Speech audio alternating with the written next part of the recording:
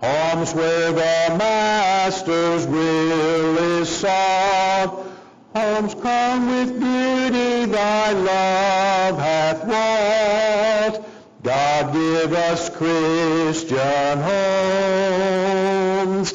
God give us Christian homes. Let's try the last verse. I still don't think I'm getting that third line quite right. Am I, Linda? You want to come up here and help me? Okay. All right, ladies, y'all help me get through this last verse on that third line, okay? God give us Christian homes, homes where the children are led to know Christ in his beauty who loves them so. Homes where the altar fires burn and glow. God give us Christian homes.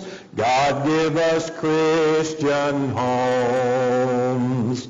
I think I hit it right. I think I got it right. Yeah. Sir? I think you were right. See, James, if you were up here, we'd have been right all the way through. Well, that's not a new song written in 1949, but it may be new to us. I just remember learning to sing it a few years ago. And in most of our books, it's the only song about the Christian family. Now there's the song, We're Part of the Family, God's Family. I love that song too, but that's more about the family of God, the church. This is specifically about Christian homes. That's all I know about it. We'll get James to research it, tell us a story about it. Okay, James? You? Research this song and tell us the story behind it. I'll try. Try. Okay, that's good. That's all we're asking is try. Well, good morning. Good to see folks today. Jim, who's sitting by you? I haven't had a chance to meet him yet. You met him a few years ago. Did I? Bruce Johnson. Bruce, where you from? That's a good question. Colorado. Sometime. I'm heading there in 2 weeks. And my wife's going with me and my grandkids and my daughter and son-in-law. We're heading to Creed and I forget, Mesa Verde and Durango. We're going to do the up and down and big circle. Anyway, okay. Glad you're back. You used to live here, right? Yes. From Broken Bow. He's from Broken Bow. Then he moved to Colorado. Yeah. From Broken Bow. Well, I've always said if you brought somebody into this area blindfolded, they would think they were in Colorado. I mean, you just head up here in the mountains and the beautiful water and the rivers and so forth, and you would think you were, it's just, you wouldn't have altitude sickness here. Carol came in this morning and she stuck this, she said, here's something that I found in my mother's drawer at home or something like this. It's a bulletin article that I wrote in 2009 in Texarkana. And I thought about reading this to you sometime today anyway, and I didn't bring a copy. So I have a copy of something I wrote in honor of my mother a few years ago. Matter of fact, this was Mom died in February of 2009, and this was written in May of 2009. So I'll impose this on you for a little while. When I was a boy, Mom always pinned a red rose on me on Mother's Day. I well remembered she would place 3 red roses on the kitchen table for her 3 sons. And every year she would remind us of how fortunate we were to have a mother. We already knew that, but frankly, we weren't that excited about wearing a red rose or any other flower for that matter. I will be thinking of Mom today. She's been gone for only a few months, and I think of her quite often. Mom was conservative in her ways, strict in her beliefs, loyal to her family, and always faithful to her Lord. In many ways, I am who I am today because of Mom. Sunday, I will be preaching a Mother's Day message just as I have over the years. The same will happen today. Some will take an exception to that, but I assure you it will be a biblical message with a biblical mandate, namely, honor your father and your mother. So kids, when your mother pins a red rose on you on Mother's Day, don't make a big fuss. Wear it with pride, and be sure and tell your mom how much you love her. I know this. I wish I could wear a red rose again on Mother's Day. I mentioned this to Linda. I said this morning, well, we have a dozen knockout red rose bushes around our house, and I cut them down to like this in February, and now they're like this, and by the end of the summer they'll be like this. And Linda said, why did you get so many rose bushes to put around our house? I said, well, you know, we were living in Texarkana. A guy was going to put in some flower beds for us. He said, what kind of flowers does your wife like? And I said, red roses. Well, he surrounded our house with red roses. But, and she mentioned to me, she said, well, I don't think people do that anymore. Red roses, if your mom's living, white roses, if not. Is that new to some of you? No. Those of us that are over 70, that's not anything new to us. But for those who are under 50 or under 30, you may not even know about that tradition. But that was a good thing. Be nice to wear a red rose again. We're in the book of Psalms, and we're in that section of Psalms that I introduced last week. This is not an exhaustive study of all of the Psalms, but some of the Psalms make a good grouping, and the ones we're in right now are Psalm 120 through Psalm 135. Unless I overlook it. Jimmy, your family, our hearts are out to you today in the loss of your mom. I talked to him last night. I said, well, we sort of had something in common. His mother dies on Mother's Day weekend. My dad died on Father's Day weekend. And frankly, there were several years I quit preaching on Father's Day. I said, I'm going to take Father's Day Sunday off, and I'll go to Paris and hear our son preach on Father's Day. I think I preached the first Father's Day after Dad died, and I said, I don't think I'm going to do that again for a while. And it's just one of those things. So anyway, Jim, our hearts go out to you, the death of your mother. Psalm 120 to 135 made mention last week that you'll see most of these psalms or songs will say a subtitle, a song of ascents. Ascent, going up. And we made reference to the fact that some believe that this particular group of psalms were psalms that were probably sung, chanted, as people 3 times a year were going up to Jerusalem for some of the pilgrimage feast. And so in a sense, they were songs that were being sung on the way to the church building, if I can put it in our vernacular today. I usually get up on Sunday morning with a song in my heart.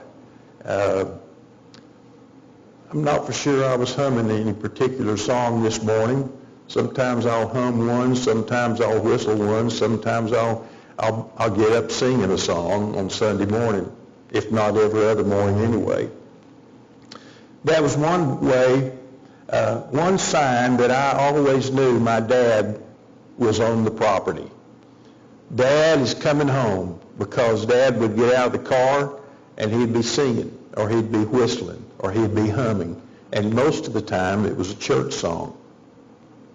So these songs, or psalms, were psalms in preparation for worship.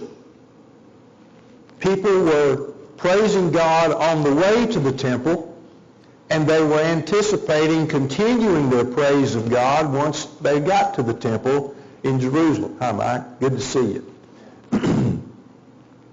So we're going to take one of these psalms this morning. We introduced it in 120 last week, and each one of these sort of has a theme, a word that I think stands out. In 120, I think it was in my trouble. So people are on the way to worship God, and they're relieving themselves of all the burdens of their hearts and all the troubles that are in their soul. They're taking it up to God in song and in prayer and in worship.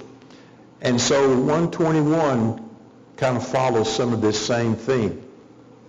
Let's read the whole psalm. These are short psalms for the most part.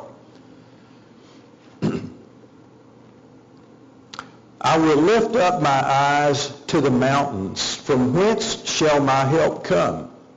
My help comes from the Lord, who made heaven and earth. He will not allow your foot to slip. He who keeps you will not slumber. Behold, he who keeps Israel will neither slumber nor sleep. The Lord is your keeper. The Lord is your shade on your right hand. The sun will not smite you by day, nor the moon by night. The Lord will protect you from all evil. He will keep your soul. The Lord will guard your going out and your coming in from this time forth and forever. It's a beautiful psalm. I wish we now have some people in our midst that are presently writing new songs based on the Psalms. I may have told you about this a year or so ago. It's a 5-volume work, and it's going to be called Timeless, with the idea that the Psalms are timeless. They're always timely. They always fit in with what's going on in our life and our needs right now. And so what's happening with those 5 volumes, and I think they're just about complete with that series now, is some of our songwriters in the church are writing music to all 150 psalms.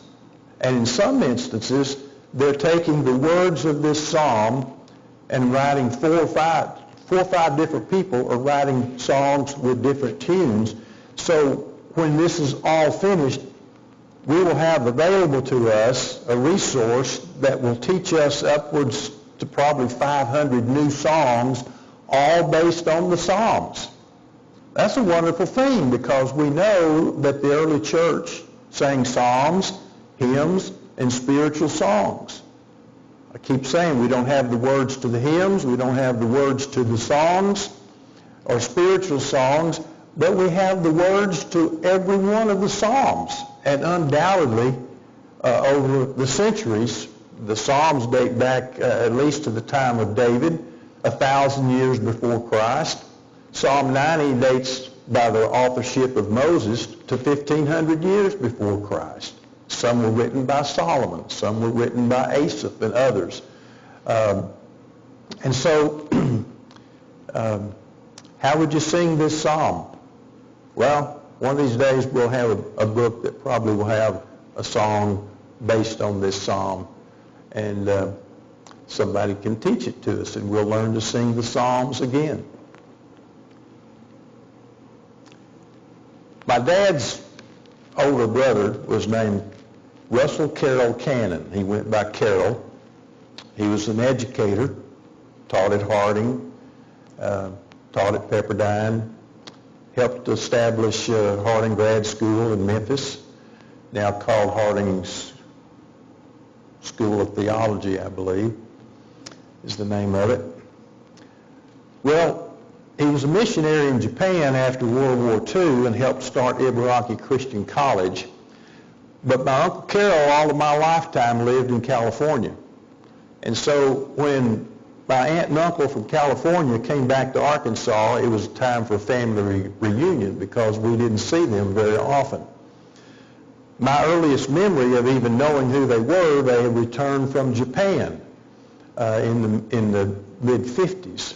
And I was just a kid. I still have an old leather billfold full of Japanese money, bills, little paper bills that came from Japan. And my Uncle Carol gave those to me, and I cherished them then, and I still cherish them now. The reason I'm telling you about him, he grew up over here at McNabb, Arkansas, between the metropolitan area of Fulton and Saratoga. And growing up in the rural area, and then traveling the world and serving as a missionary in Japan after World War II, he saw a lot of things he never thought he would see, went places he thought he would never go. So I never got to hear him preach, but just a few times, just a handful of times. When Dad was preaching in Prescott, I remember Uncle Carol came and he preached on a Sunday when I was in high school. And it might have been the same trip I went with him back out to my grandmother's place where he was raised, and I heard him preach on a Sunday evening. And the reason I'm saying that, this is the text he preached from. And I guess it was maybe one of a handful of times I ever heard my uncle preach. Now, my dad was a big man. My Uncle Carol was a little man. I think he took after his grandpa. He took after the Scotch-Irish side. And I don't know what side my dad took after, but my dad was 6'2", 6'3", 235, 240 in his prime, I guess. Uncle Carol was about my size, about my height, but considerably thinner. And he was a peacemaker kind of a man. My dad was, when he preached, he was very flamboyant. Maybe that's not the right word, but he used a lot of gestures. He had very good control of his voice, and he had a deep bass voice, and he could bellow it out. Uncle Carol was kind of a soft-spoken man, kind of a little frail kind of a person, prematurely bald. This is not premature. This has been here 30 years, okay? But I remember him standing in the pulpit that Sunday evening across the street from my grandmother's house. We just walked out the front door, crossed the street, walked in the front door of the church building. And I remember Uncle Carol stood there, and he quoted Psalm 121. And I had not heard, at that point in time in my teenage years, frankly, I had not heard a lot of preaching from the Old Testament. So this was a different sound. This was not about the church. It was not about baptism. It was not about what we believe and why we believe it. It was not your typical doctrinal sermon that we would have heard in the 50s and 60s of who we are and why we are who we are and those kind of things, and there's nothing wrong with that. But I just remember in his soft demeanor and gentle spirit, he quoted, "I will lift up my eyes to the hills," I think the King James says, "from whence comes my help." And I was a young preacher boy, and so I was listening to him with a critical eye of how is he going to develop this message. And I couldn't tell you the rest of what he said, but it just flowed. There was this beautiful flow of people who were in need of help. And where were they going to turn for their help? And I think that's the key word in this particular psalm, Psalm 121. He wants to know, where is my help going to come from? And back in the day, it may be that the psalmist here is thinking of folks who had come from the mountains, people who had come over into Israel during a time of need, and they were coming to help Israel. maybe fight a war against their enemies to defend themselves. Or it may have just been the idea that we talked about last week, that going up, ascending, a psalm of ascent, is the idea that you always look up, go up to God. God is up.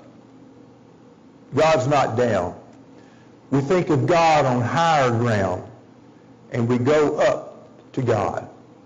And wherever you lived in Israel, when you went to Jerusalem, you went up to worship.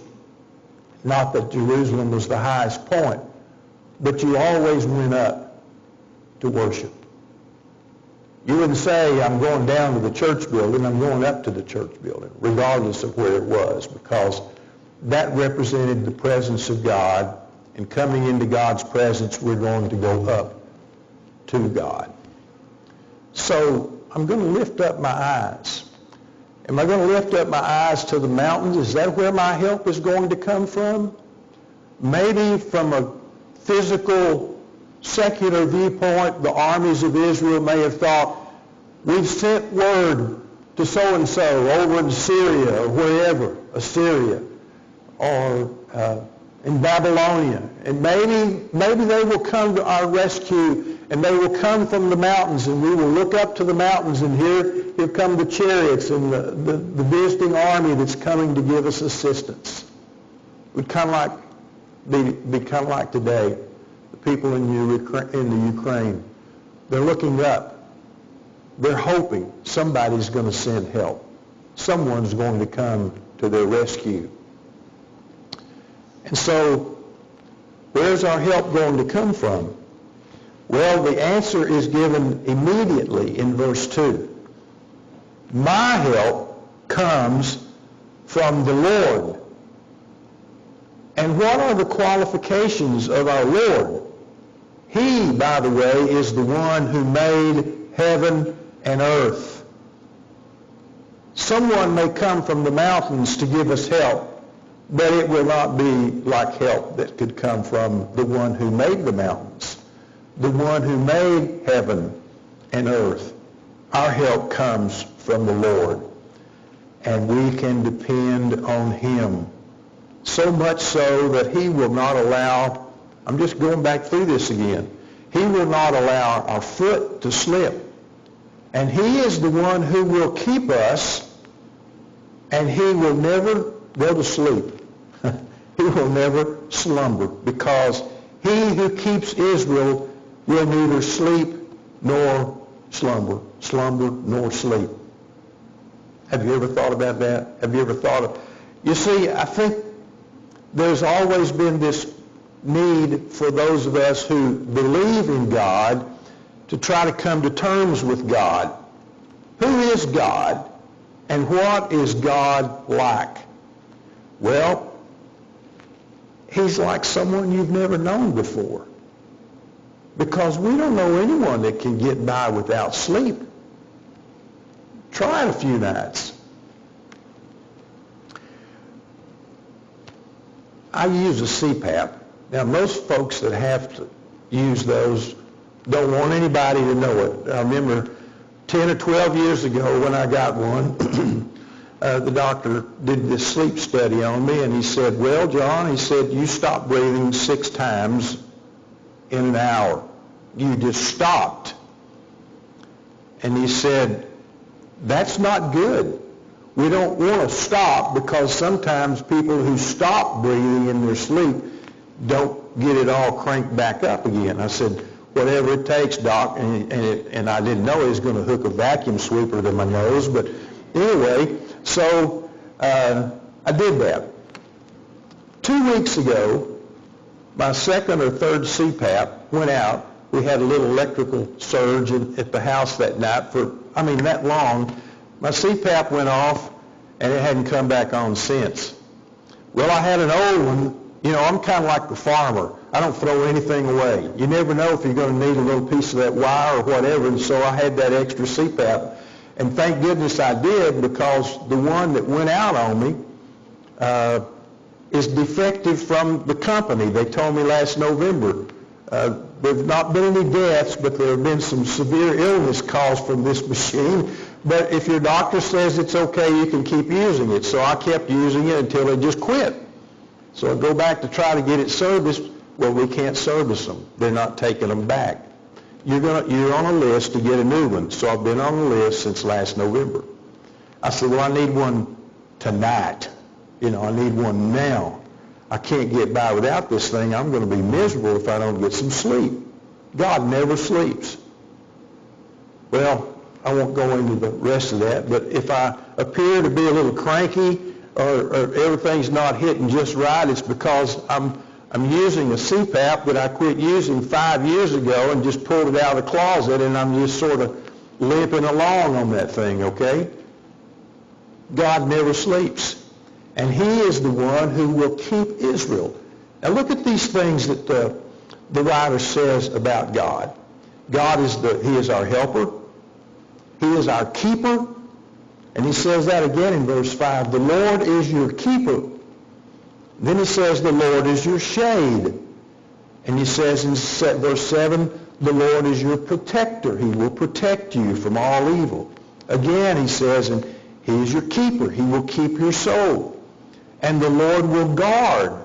There again is the idea of keeper or protector. So these people, if they're singing this and chanting this, or some priest is reading it over and over again and drilling these thoughts into the heads and hearts of the Israelites as they're on their way up to Jerusalem to lift up their eyes to a God who is definitely worthy of worship, they are being prepared to remember who God is and what God has done and what God is still doing. Our help comes from the Lord. And what about this idea that God, the Lord, is your shade? Your shade. Until after World War II, I'm assuming that back in the days of Solomon, there were a lot of cedars of Lebanon. Weren't those timbers used in the building of the temple and Solomon's house? So I'm assuming there have always been trees in Israel, especially along the Jordan and other waterways. But I think Israel, for the most part, even to this day, is a very arid climate. Now, one of their big exports is fruit. I mean, they raise I thought Hope, Arkansas was the watermelon capital of the world. It might be Jericho. On our trip there years ago, we had watermelon at Jericho. I mean, for a southern boy, it was a dream come true if there was watermelon. But listen, when you eat those buffets over there, there's fruit in every direction. And I keep that in mind because shade, I think, in Israel would have always been a welcome thing. Get under a palm tree, find you a bush to sit under, like Job did. There's a lot of things about the fig trees and things that Jesus used in his parables, and the mustard seed that grows into a plant that even the birds come and light on its branches. So the Lord is your shade. If you live in an arid part of the world, shade is important. On those same travels, I'm thinking of going across the desert area there north of Cairo and into the area of the 6 Days War and things that were just, an oasis was a definite salvation for people that live in the desert. So the Lord is your shade. He's going to protect you from the sun in the daytime and even the moon by night. What is the significance of the at the right hand? At the right hand? Yeah, because my Bible tells me to go back and look at other verses that all suggest the right hand. Is that your right hand? Okay. Have you looked any of them up? Yeah, let me get back. What'd you come up with, Jeff? Well, that's why I'm asking, what's the significance of that right hand? That right hand, is that in Old Testament and maybe even in everything, is that right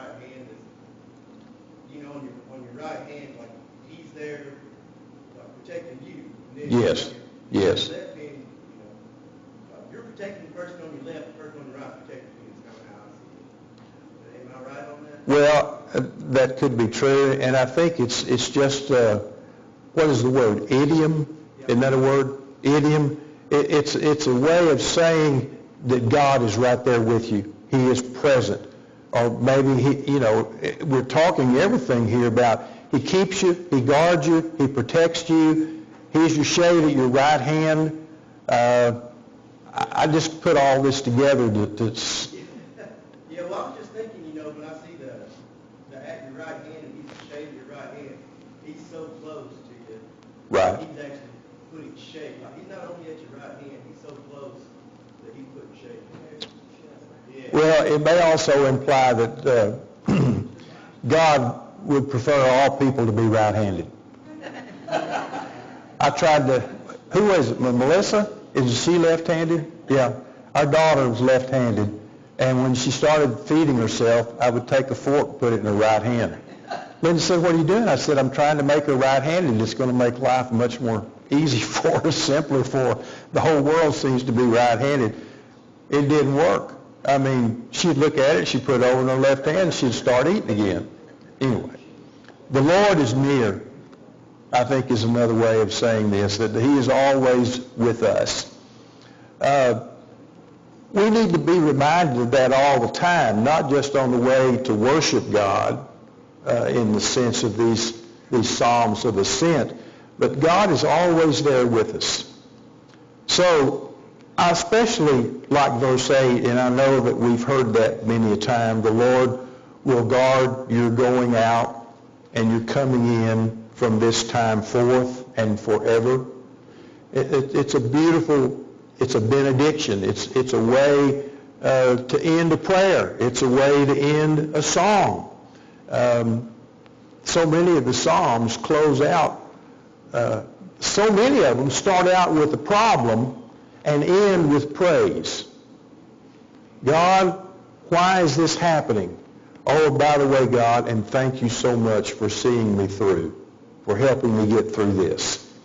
So these worshipers are lifting up their eyes. They realize their help, their real help, is not from another army that might come to their disposal. Their real help comes from the Lord. He's the Creator. He's always present. He's readily available. Psalm 46, the Lord is my refuge and strength, a very present help in time of trouble. It's not like, oh no, I've got an issue, I need God. Well, I called and He wasn't home, or He's off in the corner of the universe somewhere. No, He is readily available. He is my help.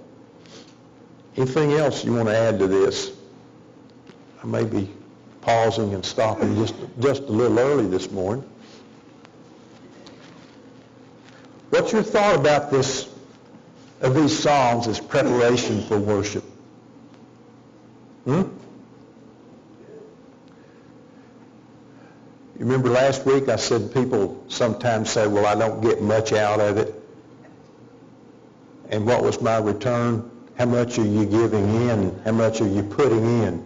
You can't get out if you're not willing to put in. And so many times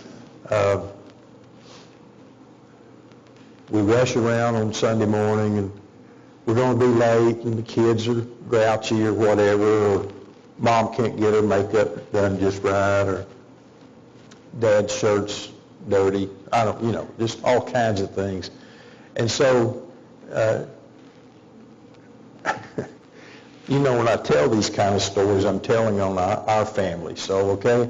So we rush out, we get in the car, and everybody's huffing and puffing, and nobody seems to be really happy about the way things are going. The day's gotten off to a really bad start. And but when people drive up on the church parking lot, a miracle happens.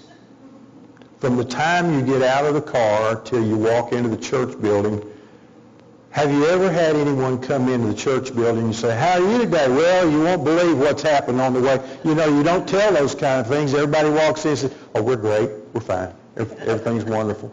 We are the biggest bunch of liars on Sunday morning sometimes when it comes to arriving at the church building to worship God. Well, but when we get here, and Wes gets up and reads this long list of people that need our prayers, hearts that are full of grief, people that are sick, folks that probably aren't going to get well, and they will not without God's help, and some of them won't. That will be God's will, that they will not get well. And we pray for all of these people and all of these needs. And when we think about where we are in life, Linda, what did you say this morning? At least we're not living in bomb shelters. You know, we're talking about something getting ready this morning, and I don't know what it was. She said, well, at least we're not living in bomb shelters. What? We were talking about the price of gas. You men might need to take this up in your next business meeting. No, our gas in Paris went up to $4, and diesel at $5.18, and we're getting ready. Our son-in-law is going to drive a motorhome and pull a Jeep behind it, all diesel, to Colorado, and we're going to be behind that. We're going to have 3 vehicles that we're going to have to stop and fill up about every 25 miles, I think, when we get up in those mountains. Anyway, at least we're not living in bomb shelters. That's true. And you think it's high here, what the price is out there? I want to introduce you to my son-in-law. He'll be here this morning. So tell him we might all rent a Volkswagen for this trip. Okay. Well, so the word this morning is help. Where can we look to find our help? And our help is from the Lord. Let that one sink in this week. Now, here's a little homework for you. Since we're talking about preparing for worship, the next psalm is that all familiar statement. I was glad when they said to me, let's go to the house of the Lord. Okay? So this next week, think a little bit more about preparing for worship, coming to the church building in a state of mind ready to receive and to worship God. Okay.